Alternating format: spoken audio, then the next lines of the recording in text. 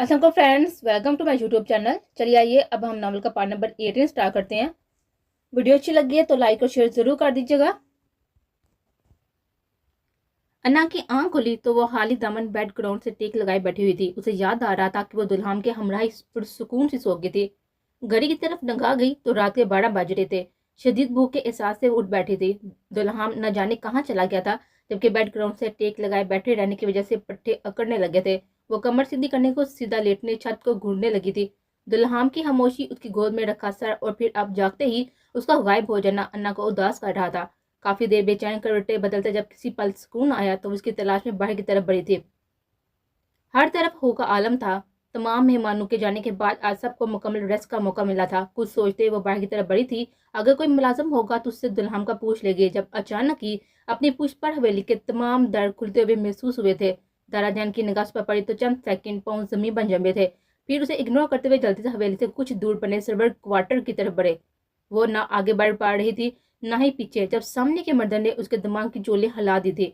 बिलखते हुए रम्स का हाथ पकड़े हुए दुल्हन हवेली में आया था और उसके पीछे झुके छाने लिए हुए दारा जान और बाबा जान। कुछ देर में मंजर बदला था। छोटी चची रम्स को पीटते हुए अपनी तरबियत को कोस रही थी। वहीं मर्द हजरात एक दूसरे से निगाहें चुराए हुए थे। दलाम अपने कमरे में गुम हो चुका था और वह चौकट से टेक लगाए माजी में खोई हुई थी। उसे रम्स में अरीना नजर आ रही थी, लेकिन यहाँ तो साजिशों का जाल बिछाने वाली एमने नहीं थी। फिर क्या रम्स ही बैठी थी? सब उसे कोसते हुए, लानते मिलामते बेचते हुए कमरों का रुख कर चुके थे, जबकि छोटी चची उसे खींचते हुए कमरे में लाई थी। उसका सेल फोन रास्ते में कहीं गिर गया था। उसे कमरे में लॉक करते हुए इस चीज की अच्छी तरह से तसल्ली की थी कि जज्बातियत में वह कुछ ऐसा वैसा ना कर ले। वो दलहाम की तलाश में आई तो उसे कमरे की बालकोनी में सिगरेट फूंकता हुआ नजर आया था। ये सब क्या है दुल्हन? अन्ना की आवाज पर वो पलटा था। क्या है? अंदाज मुतमीन था, लहजा हद दर्जे बेपरवाह। रम्स बला मूसा, मैंने शायद बताना था कि अलील सुबह हमें मड़ी के लिए निकला है। मेरी वहाँ चंद एक अहम मीटिंग्स हैं। इसके अलावा भी कुछ केसेस हैं जिन्हें स्टडी करना है। वो सिगरेट मसलते हुए अंदर आया था। अन्ना उलझी सी उसके पीछे आई थी। कुछ खाने को ला दो, वो बिस्तर पर दराज होते हुए बोला था, जबकि अन्ना को झटका लगा था। घर में इतना सब कुछ हो गया और वो इतना मुतमिन कैसे हो सकता है भला? अगले 30 मिनट में उसे बेहद नॉर्मल रहा था। उसने खाना सर्व कर चुकी थी। सोने से पहले उसने अपना मोबाइल उठाया था और फिर कुछ देर बाद वो उसे वापस रख चुका था, जबकि सोते वक्त में फिर से तकिए उनके दरमियान थे। वो अपना रुख मोड़ चुका था। उसकी कंज अदाई अन्ना के दिल में आग लगा गई थी, पर वो खुद पर जब्त किए हुए बेएतबार मौसम जैसे शख्स को सोचते सोचते सो गई थी। अगली सुबह काफी हंगामा हेज थी। रम्स कर पर नहीं थी। अन्ना के लिए सब कुछ हैरान कुन था। वो दुल्हन बद कर भैया जिसने कुछ देर चीखने चलाने के बाद उसे अपने साथ लिया और सफर को निकल पड़ा था, जबकि हवेली वालों को हुक्म दिया था कि वो सबको यही बताएंगे कि रम्स उनके हमरा मड़ी में है। साथ में ये भी धमकी दे डाली थी कि जैसे ही वो रम्स और मूसा को तलाश करेगा, उन्हें मौत के घाट उतारने में एक लम्हा नहीं लगाएगा। रेहान की गुटी गुटी चीहों पर वो उसकी जाना मतवजह हुआ था, जो गुठरी से बनी हुई खुद में सिमटी जा रही थी। जमीन ने हजार में लम्हे लानत मलामत की थी तो वो लम्हों में उसके करीब पहुंचा था। वहीं खुद पर झुकता हुआ साया परिहान को अपनी मौत नजर आ रहा था।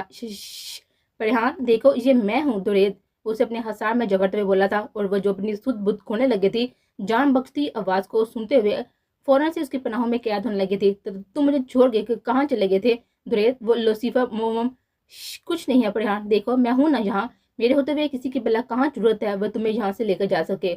उसे खुद में समेटते हुए थपकने लगा था, जो सिसकियां बढ़ती हुई उसे वहशत का शिकार कर रहे थे।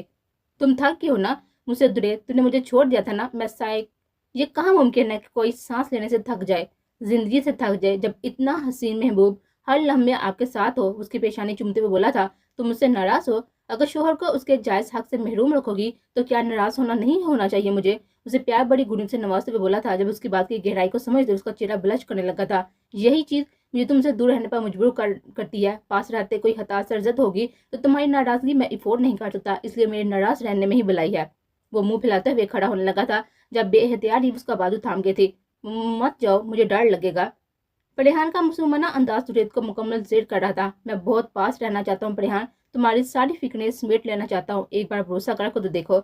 उसके दोनों हाथों को अपने हाथों में लिए बेड पर ही घुटनों के बल उसके पास बैठा था। परिहान की पलकें हया के बाढ़ से झुकी थी। वहीं दुरेद के एहतियात तमाम हुए थे।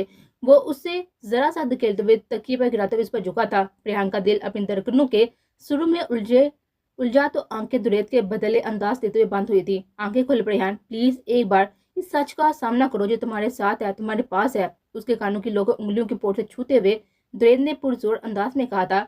परिहान ने ललती पलके वाह की थी। दुरेद की जानलेवा सरगोशियां उसे नलडाल करने लगी थी तो उसके सीने में चेहरा छुपा गए थे। उसके लबों पर शरीर मुस्कुराहट ने घिराव किया था। वहीं वो उसे अपने लम्ब से नवाजते हुए इस रिश्ते के तकाजों को पूरा करने लगा था। हसीन शब की सुबह से इससे भी बढ़कर हसीन थे। जब उसकी आंख खुली, हर रोज की तरह कुछ अहवाम ना थे। वो भूल चुकी थी अपने माजी को, अपने खौफ को। अगर कुछ याद था तो गुजरी शब की हसीन सायतों में रस गुजरते हुए लब जो अभी भी मुकम्मल नींद में होने के बावजूद भी मुस्कुरा रहे थे। परिहान ने उसके सीने से सर को सरकाते हुए तकिए पर अपना वजन डाला और बागौर उसको देखने लगे।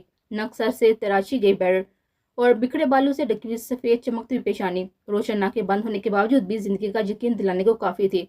वो तो हर लम्हे मुहाफिज बनकर उसके साथ था, जिससे परिहान बहत की जात मुकम्मल हो रही थी। उसे सोचते लब खुले थे जब अचानक उसे वो दराज सरापा इस पर साया फगन हुआ तो वो बुखलाई थी। सच सच बताओ, क्या सोच रही थी? यकीनन मेरे बारे में ही सोच रही थी ना? वो दुरेत बहुत खुशफहम था या फिर उसके लबों की मुस्कुराहट के राज से बखूबी आगाह। तभी तीन अंदाजी का शुगल अपनाया था। परिहान ने खुद को कंफर्टर में छुपाने की सही की थी। दुरेत बेहद की मैंने हेस निगाहों को दिन के उजाले में सहने की सकत नहीं थी। मुझे कोई और काम नहीं है क्या? मैं यही सोच रही थी कि हम घर कब जाएंगे, तुम्हें जगा कर पूछ लो। परिहान के उजर पर उसने आबरू झुकाते हुए इतना फ्रैंकली झूठ बोला कि कोई बोल सकता है भला। तो फिर तुम मुस्कुराई क्यों? दुरेत की जुरा उसे परेशान करने लगी थी। तो क्या तुम अब मेरे मुस्कुराने पर पाबंदी लगाओगे? वो शॉक थी। हाँ ना, अगर तो मुस्कुराहट मेरी वजह से थी तो फिर तो ओके है, वरना उसे होंठों का कोना दबाए जो मैंने अंदाज में बात अधूरी छुड़ी। जबकि इसकी जानब मजीद पेशीकदमी की तो परिहान को इन जान गुजर लम्हों से जान छुड़ाना मुश्किल हुआ था। दुरेत बहत की पहली फतह महसूस हुई थी, उसका एतबार जीतना, उसके करीब जाना। अनादिल एक जानी पहचानी आवाज पर वो चौंकी थी। सामने ही अपनी छा जाने वाली पर्सनैलिटी के साथ वो ठहरा था। आरजे, तुम यहाँ कैसे? अगर दुल्हन को पता चल गया तो वो। सुनो, मुझे तुम्हें कुछ बहुत इंपॉर्टेंट बताना है। क्या तुम मुझे मिल सकती है उसे कैफेटेरिया में जहाँ हम पहले मिले थे? दुल्हन बहत की बीवी होने की हैसियत से तुम्हारे लिए उसके जात के हर राज से आगाही जरूरी है। आरजे बेचैन सा बोल रहा था। अन्ना कुछ देर उसको देखती रही। वो इस बात में सर हिलाया था। शायद वो उसी की उलझने सुलझा सकता था। वो किसी हवा के झोंके की मानद गायब हुआ था तो अन्ना अपने गाल थपथपाते हुए खुद को रिलैक्स करते हुए घर के अंदर आए थे। उन्हें जहां आए हुए तकरीबन एक हफ्ता हो चुका था। वो शाजो नजर ही दलाम की सूरत देखने को मिल रही थी। तभी वो चहलकदमी को करीबी पार्क में चली जाया करती थी जहां अचानक ही आरजे से सामना हुआ था। दिमाग में पहले ही हजारों उलझने थी जो आरजे ही सुलझा सकता था। एक तरह से अच्छा था कि वह खुद ही सामने आ गया था। सोचू के ताने बाने बुनती वो घर आई तो सामने ही दुल्हन की गाड़ी मौजूद थी। मतलब कि वो घर में मौजूद था। अगर उसे आरजे की बाबत मालूम पड़ गया तो। दिल जरा सा सहमा था लेकिन खुद को मजबूत करती हुई वो तेजी से अंदर आए थे। कमरा खाली था लेकिन शावर की आवाज से अंदाजा हो रहा था कि वह फ्रेश हो रहा है। सेल की बी पर वो थोड़ा चौंकी थी जहाँ दुल्हन के नंबर पर अनगिनत मैसेजेस की बरमार हुई थी। वो बेयकीनी से दुल्हन का सेल हाथ में थामे उस पर दर्ज अल्फाज पा रही थी जो डिजिटल धमाके से कम नहीं लग रहे थे। वो इतनी गुमसुम थी कि उसे दुल्हन की आमद भी नहीं चौंका पाई थी। क्या हरकत है? मैनर्स भूल गई हो तुम? बिना परमिशन के किसी का सेल नहीं उठाते। तकरीबन सेल को उसके हाथों से खींचते हुए वो गुस्से में बोला था। किसी का नहीं बल्कि मेरे शोहर का सेल है और इसी नाते मुझे मुकम्मल हक है कि उसकी चीजें इस्तेमाल करने का। वो ढिठाई से बोली थी जबकि उसके चेहरे पर शर्मिंदगी के कोई आसान नहीं थे। ओह, तो शोहर, बाय द वे, शोहर पर तो हकम दोनों जमाने के अलावा भी कोई हक व फ्राइज होते हैं कि नहीं? सेल की स्क्रीन पर एक मुतमिन निगाह डालते हुए उसने हस्बी आदत मूड बदला था। स्क्रीन लॉक थी। वो दुल्हन की फजूल गोई पर उसे देख कर आई गई थी। अनबिलीवेबल, होंठ चबाते हुए उसने कहा था और वहां से हटना मुनासिब समझा था पर ऐसा हो नहीं पाया था। कुछ पूछा है मैंने? पूरी इश्तियाक निगाहें उस पर जमाए हुए वो उसके करीब हुआ था। अन्ना को उसके बदले अंदाज हैरान कर रहे थे। एमडी की डेथ के बाद वो और कोई और दुल्हन था जिसे शायद अन्ना जानती नहीं थी। कल एक सेमिनार अटेंड करना है। मिस्टर एमिसन दुल्हन भद को बी रेडी फॉर इट। बात करने का बहाना दरकार था। दोनों हाथ पैन के जेबों में घुसाए बब्बा गौर को देख रहा था जिसकी उलझन लिटें चेहरे का हसार किए हुए थी। सर्दी की शिद्दत से सुर पड़ती हुई नाक और रुखसार दुल्हन को जसारतों पर मजबूर कर रहे थे। लेकिन कभी फासले बुनते और कभी घटते थे पर अभी तक सही मंजिल का तयन नहीं हो पा रहा था। मुझे नहीं जाना कहीं। वो रूह मोड़ गई थी। दिल की धड़कनें तेज थी। अगर वो कल आरजे से ना मिली तो शायद बहुत कुछ मिस हो जाता। राइट, तो मैं भी प्रोग्राम कैंसिल कर देता हूँ। वैसे भी काफी टाइम हो गया, हमने साथ में वक्त नहीं गुजारा। कल की शाम तुम्हारे नाम। वह इतनी जल्दी उसके एतराज को मानने अपना अगला प्लान बना गया था तो अना के दिमाग में कुछ क्लिक हुआ था। उसे जाने क्यों यकीन हो रहा था कि वो वाकई उसकी और आरजे की मीटिंग से आगाह है। दुल्हन बगौर उसके चेहरे के उतराव चढ़ाव को देख रहा था। खामोशी तवील हुई तो अन्ना उसे इग्नोर करते हुए ग्लास डोर साइड पर करते हुए बाहर बालकोनी में आई थी। ठंडी हवा का झोंका दिमाग से टकराया تو بہت کچھ سوچنے لگی تھی۔ سامنے ہی درخت تیزی سے سفیدی کی چادر اوڑھنے لگے تھے۔ دلہام کچھ دیر اس کی حرکتوں کو دیکھا تھا اور پھر گہری سانس ہوا کا سپرد کرتے ہوئے اس کے پاس آیا تھا، جو غیر مرئی نقطے پر نگاہیں جمائے دور تک کچھ کھوج رہی تھی۔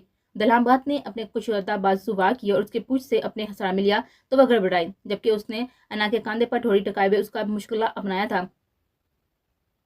اس لمحے دل چاہتا ہے کہ کوئی خوبصورت بات کرو اور سارے جھگڑے ختم ہو جائیں۔ کبھی دل چاہتا ہے پرانی انا دل بن کر سامنے آ جاؤ، گلے لگو، ساری غلط فہمیاں ختم ہو جائے، لوٹ آؤ انا، اسے پہلے کے سب ختم ہو جائے۔ سرگوشی میں ڈلے لب انا کے کانوں کی لو کو چھوتے ہوئے پوری شدت سے اس لمحے کی گرفت میں لے گئے تھے۔ اتنا آسان نہیں ہے سب بھول جانا، میرے لیے ماضی کو بلانا، ایک سسکی سی لبوں سے نکلی تھی۔ تم غلط ہو انادل، ان چیزوں میں گھسنے کی کوئی ضرورت نہیں ہے جہاں تمہارا کوئی کام نہیں ہے۔ تم بس مجھے دیکھو، مجھے سوچو اور میں صحیح کہہ رہے ہیں آپ دلہن بات، غلط کو صحیح لکھنے سے وہ صحیح تھوڑی نہ ہو جائے گا۔ جو میں غلط ہوں آپ کی نظر میں شاید ہی کبھی اچھی بن سکوں، مجھے نہیں پتا میں نے اپنا احترام کس مقام پر کھویا ہے، لیکن یہ احساس بڑا درد دیتا ہے کہ یہی احساس مجھے بھی درد دیتا ہے کہ میں نے اپنا آپ لوٹا کبھی تہی دامن ہوں۔ اسے شراب کے پیچھے مت بھاگو انادل، جہاں سے وقت کی دھول کے سوا کچھ نہیں ملے گا۔ تو آپ سچ بتا دیں، سچ کیا ہے؟ ایک لمحے کو آپ نے سوچا تھا کہ آپ نے اتنے لوگوں کے سامنے میری ذات کو بہیرے دے دیے تھے۔ میں جب جب یاد کرتی ہوں تو اس تھپڑ کی جلن انا کی ہچکی بندی تھی۔ دلہن نے اس کا روح اپنی طرف کیا تھا۔ سوری، دلہن بد کے لبوں سے نکلا ایک لفظ اس کی ہستی کا مان رکھتا تھا۔ انا نے بےیقینی سے اس کو دیکھ رہے تھے۔ دلہن کے لب اس کی ریاکشن پر مسکراہٹ میں ڈلے تھے اور پھر اس نے ذرا سے اس کے جھکتے ہوئے اس کے لبوں پر بوسہ دیا تھا تو وہ جیسے ہوش میں آئی تھی، جبکہ وہ کچھ لمحوں کی شرارت کے بعد پیچھے ہٹ چکا تھا۔ پر متبسم نگاہیں ابھی تک اس پر ٹکی ہوئی تھی۔ آپ یہ سب کیوں کر رہے ہیں؟ وہ چڑ کھاتے ہوئے بولی تھی۔ دلہن کے انداز کافی مشکوک تھے۔ وجہ خاص ہے، کیونکہ مجھے تم سے پیار ہے۔ بے فضول کے جھگڑوں میں ہم دونوں نے اپنا کافی وقت ضائع کیا ہے، سمجھو ازالہ کرنا چاہتا ہوں۔ دلہن کا انداز حد درجہ نارمل تھا اور یہی چیز انا کو اب نارمل لگ رہی تھی۔ تم بتاؤ کیسی معافی ملے گی؟ وہ پھر سے اس کے ہاتھ تھام گیا تھا۔ انا کی نگاہیں اپنے ہاتھوں پر جمے اس کے مضبوط ہاتھوں پر تھی۔ مجھے اس چیز کا محرک جاننا ہے، مجھے ارجے کے بارے میں جاننا ہے، وہ جو ان لمحوں کو بہت خاص بنانے کے لیے مضر تھا۔ اس پر انا کا سوال اسے مجبن کر گیا تھا۔ اس پل مجھے صرف اپنے بارے میں بتاؤ، میرے جرم کی تلافی کیا ہے انادل؟ دلہن نے اس کا سوال مکمل اگنور کیا تھا۔ وہ اس کی بہت اپنی تھی، لیکن پریان کے معاملے میں وہ اپنے سائے پر بھی یقین نہیں کرنا چاہتا تھا۔ سچ؟ انا کی بابا دلہن کا ٹیمپر لوز کرنے لگی تھی۔ بنا جواب دیے وہ مڑنے لگا تھا جب انا اس کی راہ میں حائل ہوئی تھی۔ رمز، پریان، دوریت کہاں ہے؟ دلہن بات آرجے کون ہے؟ وہ کئی سوالیے اس کا ضبط آزما رہی تھی۔ دلہن نے اسے بازو سے کھینچتے ہوئے اپنے بے حد قریب کیا تھا۔ کیا تم نے کبھی دلہن بات کو سوچا ہے؟ وہ غصے میں پھنکارا تھا۔ دلہن بات ہی تو ہے ہر جگہ، دلہن بات تک رسائی چاہیے مجھے۔ وہ مضبوطی سے تان کر کھڑی ہوتی اس کی آنکھوں میں دیکھتے ہوئے بولی تھی۔ وہی ان نگاہوں کے آپس کا شکار ہوتے ہوئے فوراً نظریں چوڑا گئی تھی۔ تم اتنی بڑی ڈیلنگز کے لیے نہیں ہو جانے دل، اس لیے اپنے چھوٹے سے مائنڈ کو اتنا سٹریس نہ دو۔ جو چیزیں جہاں پڑی ہیں انہیں وہیں پہ رہنے دو۔ بے ترتیبی سے میرا دم گھٹتا ہے اور تمہارے اتنے ایبلٹی نہیں ہے کہ ایک بار سب بگاڑنے کے بعد سدھار سکو، کیونکہ میں دیکھ چکا ہوں کہ کتنا تم نے دلہن بد کو بگاڑا ہے اور اب سلجھانے کے وقت کنی کو ترائی پھرتی ہو۔ ایک بار پھر سے پٹری سے اترا تھا۔ انا گہری سانس لیتے ہوئے اپنا آپ سے چھڑانے لگی تھی۔ طنز کے تیر بہت خوبصورتی سے مارتے ہیں آپ، سینہ چھلنی کرنے والے۔ وہ لفظوں کو چھپا رہی تھی۔ دلہن کا کہکا بے سادہ تھا، وہ بہت خوبصورتی سے اس کی توجہ کے دھاگے سمٹ گیا تھا۔ شکریہ، اتنے بعد تعریف سننے کو ملی ہے۔ اس خوشی میں ایک روڈ ٹرپ ہونا چاہیے۔ 1 منٹ میں وہ پلان ترتیب دے چکا تھا۔ اگر آپ سمجھ رہے ہیں کہ یہ سب کر کے عامر توجہ اصل مدے سے ہٹا دیں گے تو غلط فہمی ہے۔ میرا سوال وہیں پر ہے۔ انا نے پھر سے ایک بار اسے نقطے پر کھینچا تھا۔ میری ہمیشہ سے خواہش ہے کہ مال روڈ کے لمبے ٹریک پر میں تمہارا ہاتھ پکڑ کر چلوں۔ کیا تم میری یہ خواہش پوری کرو گی سنڈریلا؟ دلہن کی بات اسے غش کھانے پر مجبور کر گئی تھی۔ انتہائی بڑی مشکل سے خود پر کنٹرول کرتے ہوئے وہ پاؤں پٹکتے ہوئے روم سے نکلی تھی۔ دلہن کی نظروں نے دور تک اس کا پیچھا کیا تھا۔ کل آرجے انا میم سے کیفیٹیریا میں ملنے آ رہا ہے۔ موبائل پر میسج کی افواہ پر اس نے سرسری نگاہ ڈالی تھی اور پھر غصے کی شدت سے مٹھیاں بیچ لی تھی۔ ملنے دو، پر تم اس پر نگاہ رکھو گے۔ میں جانتا ہوں اسے جب تک وہ خود سچ آنکھوں سے نہیں دیکھے گی سدھرے گی نہیں۔ میسج ٹائپ کرنے کے ساتھ ساتھ اس کے ماتھے پر بھی بل پڑ رہے تھے۔ اسے اندازہ ہو رہا تھا کہ انا نے اس کے ساتھ پارٹی پر جانے سے کیوں منع کیا ہے۔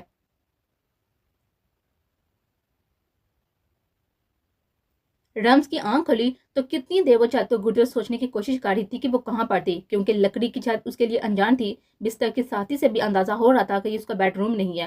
گزری شب کے واقعات دماغ پر چاہے تو وہ جھٹکے سے اٹھ بیٹھی تھی۔ کھڑکی سے چھن کر آتی ہوئی سورج کی روشنی اسے دن اور رات کا فرق معلوم پڑ رہا تھا، جبکہ توجہ اس روشنی میں حائل ہوتے اس کی جانب پشت کی ہوئے شخص کی طرف تھی۔ کون ہو تم؟